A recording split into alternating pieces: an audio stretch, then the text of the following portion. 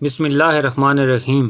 اللہ کے نام سے شروع جو بڑا مہربان نہایت رحم کرنے والا ہے۔ اللہم صلی علی سیدنا محمد وعلی آل سیدنا محمد وعلی اصحاب سیدنا محمد وبارک وسلم۔ ایک غلام تھا۔ ایک دن وہ کام پہ نہ گیا تو اس کے مالک نے سوچا مجھے اس کی تنخواہ میں کچھ اضافہ کر دینا چاہیے تاکہ وہ اور دلجمی سے کام کرے اور آئندہ غائب نہ ہو۔ اگلے دن مالک نے اس کی تنخواہ بڑھا دی اور اسے بلایا۔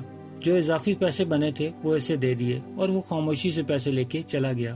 کچھ دن گزرے، وہ دوبارہ کام سے غیر حاضر ہوا تو اس کے مالک کو غصہ آ گیا۔ اس نے اسے بلایا اور بتایا کہ جو تمہاری تنخواہ بڑھائی گئی تھی وہ ختم کر دی گئی ہے، اب اسے وہی پہلے والی تنخواہ دی جائے گی۔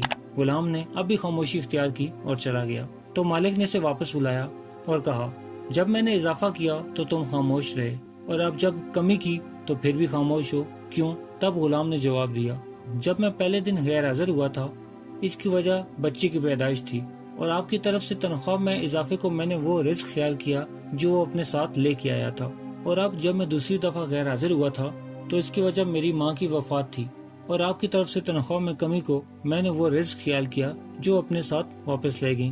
پھر اس رزق کی خاطر کیوں پریشان ہوں جس کا ذمہ خود اللہ تعالیٰ نے اٹھا رکھا ہے۔